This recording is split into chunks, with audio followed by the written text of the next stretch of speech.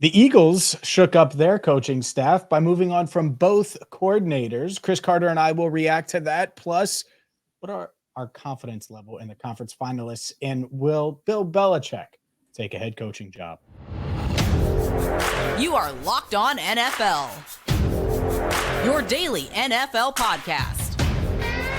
Part of the Locked On Podcast Network, your team every day.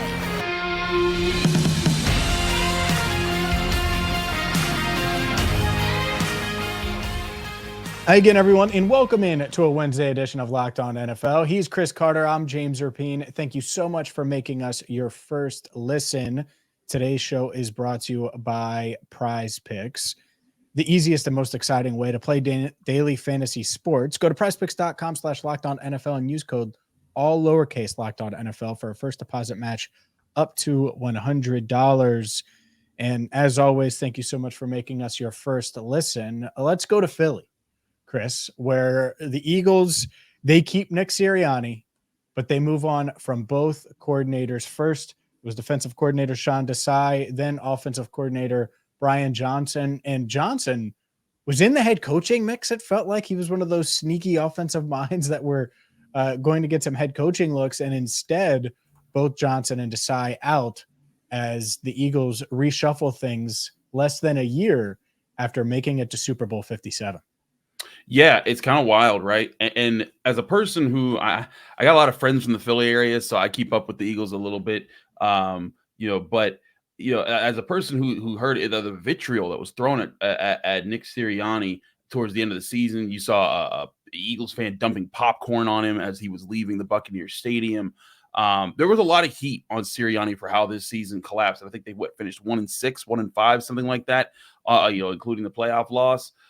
There was a lot of heat on him for how things worked, because it wasn't just that they were losing to really bad teams, and the team was like openly infighting with itself. It was just AJ Brown was against stuff. Dallas Goedert was going at Jalen Hurts on the sideline, things like that. It just seemed like the group was out of sorts. So there was a lot of blame to go around. And so the Eagles ended up settling on firing both coordinators and trying again. And this comes a year after they had to replace both coordinators because both of them got hired away at the end of last season.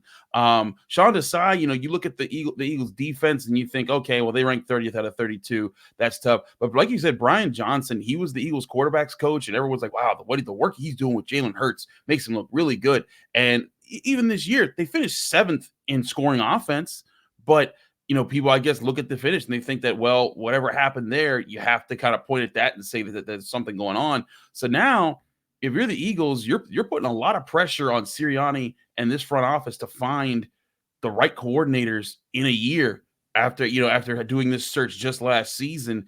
And if I'm a coordinator and I look at that situation, I just saw 2 guys get fired. One of them had a top 10 offense. I might hesitate a little bit on going to there versus, all the other coordinator positions are open. Because one thing that guys, that assistant coaches, when they're looking for at least 2 to 3 years of stability so they can prove that they're the man and that they could go up to the next, they can go up to the next level, and be able to stay at least like one bad year. When you show that you can't, that as an organization, you're not willing to at least try to let a guy grow through that can lead to future hiring problems. Yeah, and I think that's why they targeted who they're apparently targeting, at least at defensive coordinator, Ron Rivera, someone who's not going to get a head coaching look this cycle because he was with the Panthers and then he was with Washington, and things didn't go great in Washington for a bunch of reasons. Yeah. And so you have this older defensive mind, good leader. I like that move for the Eagles, and I wonder what they would do offensive coordinator wise. Who's the offensive mind that's similar to that. The name that instantly comes to mind that is a proven coordinator but won't get head coaching looks would be Josh McDaniels. Now, I don't think he's getting looks in Philly, but just to give you the Ron Rivera equivalent. Now, Ron was much better than Josh as a head coach. I just don't think either one's getting head coaching looks this cycle. That's the comp, so to speak. So if you can bring in Ron Rivera, I get it, but I agree with you. And that's a big if, because now that you're bringing in 2 new coordinators, what's the next thing to go if things don't go well next year? it's the head coach. It certainly isn't going to be Jalen Hurts that's making $50+ million a year. It's not going to be AJ Brown. We know how good he is, and Devontae Smith, and what we could go on down the line of talented players with this Eagles team. But I do think they need to find the right pieces that help remake this culture a bit. And the culture, the foundation, when that starts to crack, it's hard to put the beams up in place to keep that foundation from continuing to crack. The damage is usually already done. And so I do wonder there if this is the right call, if they should have batted down the hatches and kind of reset with their coaching staff, including Sirianni. You keep Desai, you keep Johnson. Instead, they go this other route, and I think it's tough. I think it's tough to make it work. I think they have a lot of talent, and they certainly could. You bring in someone like Ron Rivera, it may work, but they have to get it done with him, and then they have to figure out the offensive side of things because, like I said, it's hard out there, and there are a lot of jobs open. There's a lot of offensive coordinator jobs open with good quarterbacks, and the Eagles are just one of them. And that's like you said there's a lot of jobs that are going to people are going to be looking for. And, again, you might get passed up on by your top candidate because they might be someone else's top candidate. Like, you know what, I got good quarterback over here, and I know I'm not going to be under pressure to figure it out in just one season because I might have some time there. And part of it also, to your point about the cracking of the foundation, the whole point of Brian Johnson being the offensive coordinator was that the Eagles wanted to replicate and build upon what they did to go to the Super Bowl. I mean, they were a sack fumble touchdown away from beating the Chiefs in the Super Bowl the year before. A holding call, if you want to say it that way. Jeez, I forgot about the holding call. But like that's my point, is that they were this close, and so it made total sense to promote Brian Johnson. Say, hey, we need you to keep building upon what you were part of last year, and for a time, they were undefeated going into November or something. Like they were 10-0, 10-1, something like that. They were on fire to start this season, and they burnt out a little bit. And that's why I think sometimes that knee-jerk reaction, it can be something that jumpstarts you, or it can be something that blows your situation up. You think back to in Pittsburgh right now. There are a lot of people that want Mike Tomlin gone. And they think, well, what about when the Eagles fired Andy Reid and everything worked out for them, right? Well, yes, but it took 7 years before they found the head coach, before Doug Peterson won a Super Bowl with a backup quarterback, and then he was fired after about 2 seasons after that. And I'm not so sure that that's the model for success with keeping, hiring and keeping great coaches, because meanwhile, Andy Reid has won 2 Super Bowls and he just beat them in a Super Bowl. And he's in a position to win a third this year right now. And we'll get into the conference championships and who we think is going to win there. But I don't know if the knee-jerk reaction of firing coaches right away is the best institutional thing necessarily. Especially when you look at it in, if Brian Johnson specifically, and it's easier to discuss him because of the fact that he was the quarterback's coach. If he's the guy that got the most out of Jalen Hurts, how do you think Jalen feels now that you move on from his quarterback's coach? I think that's a real question that we'll get the answer to coming up in the coming weeks. But I don't feel good about it. Because you almost halfway do it here. It wasn't just one coach that let the culture go. Now it's multiple coordinators, and they got it wrong with both. It's a lot. Maybe they get it right. And I think Ron Rivera is the way to go at DC, but they got to get it done first. We'll see if they do that. Let's transition and go from a team that was in the conference championship game and made it to the Super Bowl last year, and the Eagles, to the 4 teams remaining this year trying to make it to Super Bowl 58. We will discuss our confidence level on all 4 teams coming up next. Today's show is brought to you by Prize Picks. Prize Picks is the largest daily fantasy sports platform in North America, the easiest and most exciting way to play DFS, because it's you versus the Prize Picks projections. You don't have to deal with thousands of other players, including pros and sharks. All you do is pick more than or less than on 2 to 6 player stat projections and watch the winnings roll in. You can win up to 25 times your money. So maybe you think Patrick Mahomes is going to throw for more than the number of passing yards that Prize Picks projects. Boom, there's one. Maybe you think that the Detroit Lions and Jahmyr Gibbs, the rookie sensation at running back, is going to run for more than the number of rushing yards that he's projected to have with Prize Picks. You combine them and boom, you have your entries. It doesn't take long at all to make an entry. Under 60 seconds, a few taps, and let's be honest, you've been craving a little fantasy football with the season-long leagues out. Give Prize Picks a try. You can also play NBA and much, much more. Go to prizepicks.com/LockedOnNFL and use code LockedOnNFL for a first deposit match up to $100. Again, that's prizepicks.com/LockedOnNFL and use code LockedOnNFL for a first deposit match up to $100. Back here on the Locked On NFL podcast, it's the Wednesday edition with Chris and James. Let's talk about the teams that are remaining in the playoffs right now, because it's an interesting field. You know, a bit of chalk with the 1 seeds both making it, but both the 3 seeds make it. The Chiefs being able to beat the Bills in crazy fashion. James, what was going through your mind when you saw that wind push that ball wide right for the Bills? I mean, I felt bad for Bills fans because it was a good kick. People were on him. It was in. Like Tyler Bass kicked it right, but not in that wind, of course. But like traditionally, that would have went in, and the wind just took it, and that's really hard. I feel bad for Tyler. You know, I don't know him, but like in those situations, you don't really like seeing people. You don't like seeing people fail. It's not like I was rooting for the Bills. I had no real rooting interest.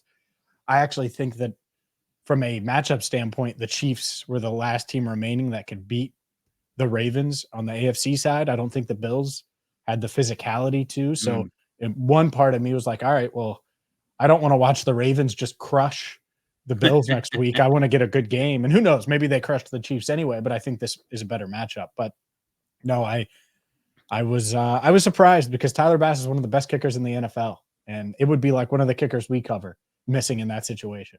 I mean, he's getting death threats right now. Not that that's like new, because fans are stupid everywhere and they do it to a lot of people. But like, come on, man! Like that guy fought for you. It reminds me of Scott Norwood, the dude who went wide right twice for the Bills. Dude was cash money for years, and then just had at the most heartbreaking situations for the Bills.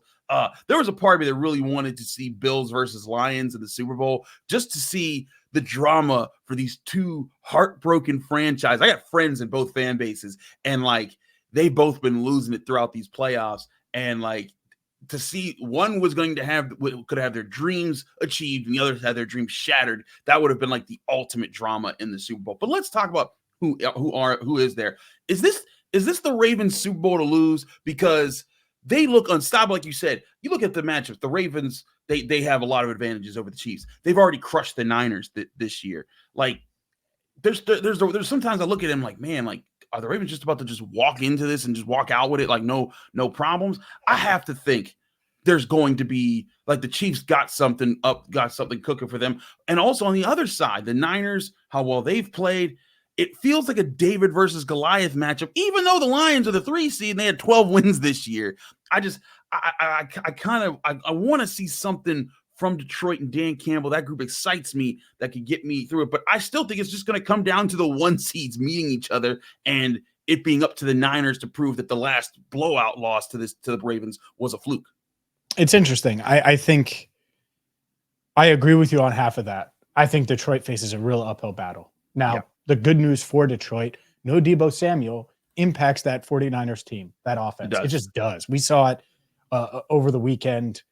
And Brock Purdy was off. You're not going to probably have to deal with the rain again, which clearly was an issue for Brock Purdy. He was throwing it like us out there. I mean, it was not accurate. So I think that'll be solved. And I expect the 49ers to win by 7, 10, 14. Like I do.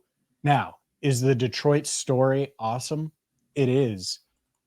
But are they going to be able to stop the 49ers? I'm not sure the 49ers will be able to stop the Lions the whole game, but I think they can get stops here and there. I don't know if the Lions defense will be able to get enough stops, assuming Brock Purdy just plays at a competent level, even without Deebo Samuel. And we don't know if he'll play or not. So that's kind of how I felt about that game from the jump. Mm-hmm. This other game now, I know everyone, and I said this before the playoffs. Everyone's talking about, the Ravens, the Ravens, the Ravens. Are we sure Patrick Mahomes can't go in there and snatch that AFC championship? I don't ever doubt Patrick Mahomes anymore, man. I'll tell you right now. I've seen both these teams obviously up close and personal. There are plenty, and we're as familiar with the Ravens as anyone that doesn't cover the team. Mm-hmm. They're awesome. I think they're the most complete team because There's a butt coming. There's a butt have coming. Weapons. They have a lot of weapons on defense, and they have the best quarterback left in the playoffs. Not named who? I was going to say. I was like, wait, what? The but is very simple. But the Chiefs are built this year to play with a team like the Ravens. They're physical up front. Mm-hmm. They run the ball with Isaiah Pacheco. Mm-hmm. Patrick Mahomes has to throw it 25 times, not 50 times to win the game. They're not banking on their receivers. They use their tight ends. They can suddenly create explosive plays like they did on the Bills. Yes, I think the Chiefs actually get it done this weekend. Ooh. And we see a rematch. Chiefs 49ers. And we're probably getting a Super Bowl rematch anyway, unless Detroit can pull it off. But Chiefs 49ers, that is my pick. And I was in on the Chiefs against the Bills. I was 4-0 last week after having an up and down wild card round. I was really good in the divisional round from a pick standpoint. I think the Chiefs go in there and they win, 20-17. Like, I think it's a defensive slugfest. It's ugly. Mm-hmm. And Mahomes makes one more play. Heck, it might be a battle of the kickers. Two really good kickers in Butker and Tucker.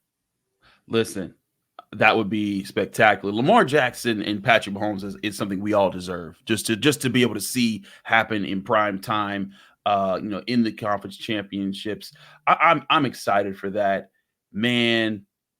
Chiefs getting it done would be it'd be kind of boring, but kind of interesting because it's like, dang, like these guys again, like come on, like you kind of want to see a new face in there, but you have to respect it. And you're right, they've built this roster differently. Like they lost a ton of playmakers. Their offense, as far as playmaker wise, are their running backs and Travis Kelce. The receivers, you're not as scared about them. And if Marquez Valdes-Scantling can make that one catch in a game, you got what you need out of him. But that defense has made a world of difference for the Chiefs. And like you said, that could be the factor that lets them hang with the Ravens, because the Ravens defense is no joke. And they're both, and in fact, the Ravens have the number one defense this year.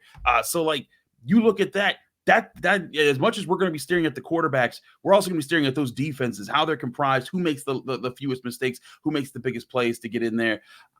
I think that there's a lot of good things that we can see from this game. That's the game. I look at the one team. It feels like are we overlooking the Lions too much right now?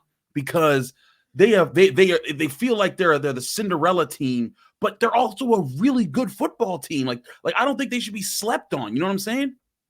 I get it. I do. I think they can win, but they're going to have to win with Jared Goff playing at an elite level. Like he needs to be at such a level that and it doesn't mean they won't be able to run the ball, but much like he did last week, no turnovers. And you look on the other side and Baker's turning the ball over, and that's the difference in that game. But Tampa hung around, and the 49ers, like the Lions kicked up 14-0, and I would still expect the 49ers to make a run, even though Kyle Shanahan stinks at comebacks, right? It's just because of that Lions defense, not necessarily because of Jared Goff or the offense, but I'm a believer in Sam Laporta. I'm a believer in Jahmyr Gibbs. Obviously, Amon-Ra St. Brown I'll say this. Let me just think about it. Yeah, he's the best wide receiver in this matchup, even if Debo plays. Amon-Ra St. Brown is insane. He's unbelievable. I mean, I'm serious about that. He's the best receiver. Notice I said receiver. I can't say weapon because Christian McCaffrey is breathing, but he's the best receiver in the playoffs. Yeah, I hadn't thought about that. You're right. I love Zay Flowers. I love what he's done as a rookie, but he ain't there yet. And Amon-Ra St. Brown, Debo Samuel's talented. Yeah, I'm right with you. Amon-Ra St. Brown, he could be a game breaker for them. I have to say, I was right with you on the 4-0 for the playoffs for the picks last week. I had an eight leg parlay that fell just short. I just needed one Debo Samuel touchdown, and I would have hit it. I was like, it was so close. When he got hurt, I was like, no. But oh man. But I do think this is a great series of matchups. And like I feel like this conference championship weekend is going to have everything. You got elite quarterbacks in the AFC. You have a one of the most loaded rosters in the NFC, in the Niners, and you still have a Cinderella you can watch. Like the one team that, like, I think if you're not a Chiefs fan or a Ravens fan or a Niners fan, you might be pulling for the Lions because you're like, I just want to see something good happen to those people over there in Detroit because they've just had it bad for so long.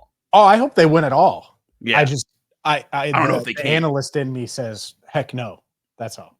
Absolutely. We will see how this plays out this weekend. I'm sure we'll have a lot more breakdowns on this channel of these two big games as we get closer to game day. But we also have to talk more about the coaching carousel that's going on right now and all the interview hires, including the potential landing spot for Bill Belichick. We'll be right on that here in the Locked On NFL podcast right after this.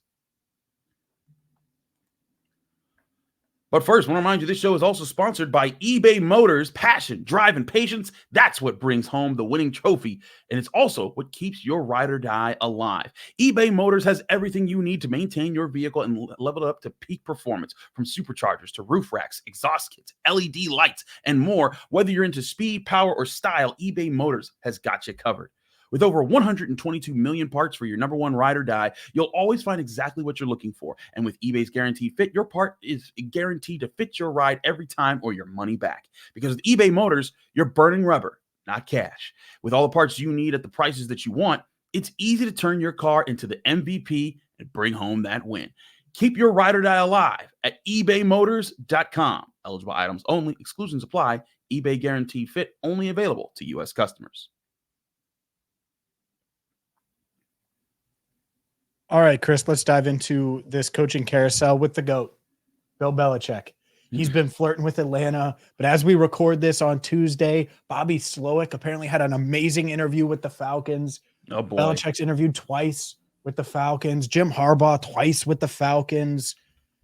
The question is simple, and we got to start with the GOAT when we talk about the coaches. Do you think Bill Belichick will take a head coaching job or get hired to be a head coach with 5 jobs still open? I think he will. I think some team will give him a shot. I just don't know what the hierarchy is right now. I don't know. I don't think he's the number one guy that everyone's waiting for the shoe to drop on. Because I feel like what's going to happen is everyone's going to do their interviews and then someone's going to land Jim Harbaugh. And I feel like Jim Harbaugh is the one that everyone's looking at and thinking, okay, when he goes, then we got to go get the guy that's next. But Bill Belichick, I mean, Bobby Slowick, certainly his track record, this year has been great. Ben Johnson, what happens with him? And that's another thing, is we have to wait and see how the season plays out for people and interviews and things like that. But to me, there are just a lot of questions that still have to be answered about what are some of the younger coaches going to, where they're going to land before I think we know about Bill Belichick. Now, here's the other thing about Bill Belichick. If I'm Bill Belichick, I'm not going to a rebuild. I'm going to somewhere so I can win now. And can you win now with Atlanta? Because you need a quarterback over there. Now, maybe you can go get one, and maybe they become really good overnight if you get one. But like, if I'm Bill Belichick, I'm trying to talk to the Chargers, man. I'm trying to get Justin Herbert. I'm trying to reinvest a few things and see if I can turn that franchise into a winner. And then I get my Tom Brady moment, like, I went to the franchise that was struggling, and I turned one around and got my Super Bowl ring. So in your face, Tom. And I don't know if he does that with Atlanta. Tom Brady's available.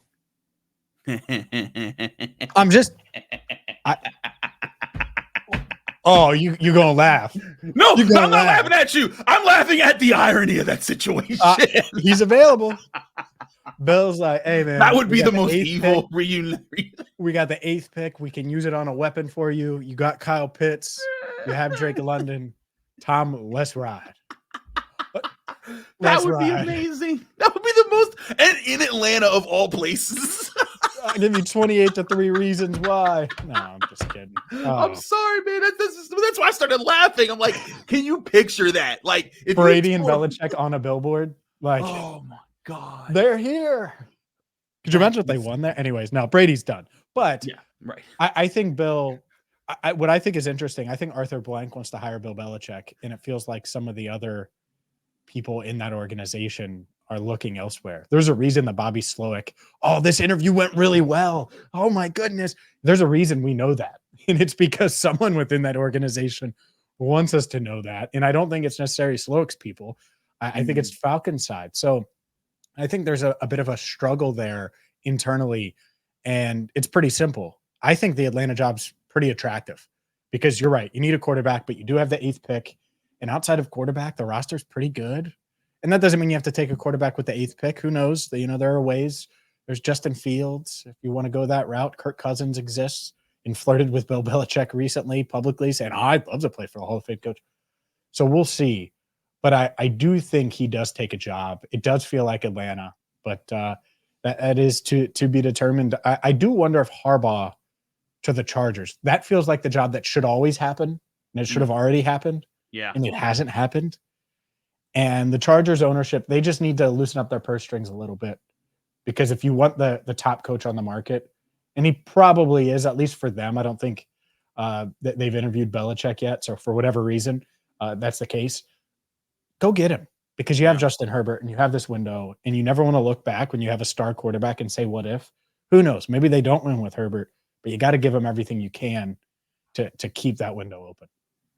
I'm right with you there. You got to load up, give Herbert a chance, and getting a head coach who could reset things. And listen, like, we've seen Harbaugh do this on the West Coast before. He came into a Niners team that, had pieces but wasn't sure of itself, quickly made it into a contender. Now, he only lasted 4 years before he bounced, but everything. But I think with all the other, because it's not just Herbert, right? They got Bosa, they got Mac, they got Derwin James, they got players, man. Like, they got ballers that they can work with there, and they have a decent pick to kind of move up this year and add some more ammunition to that group. But that's where I think the shoe is waiting to drop. Is like, I think a lot of these head coaches want to know if they can get Justin Herbert, because that the quarterback attraction is always top priority. But I think that Belichick, he lands one of these spots. If Atlanta really wants him, and he seems to be, intrigued with Atlanta itself, if he doesn't go to I keep calling it San Diego, if he doesn't go to Los Angeles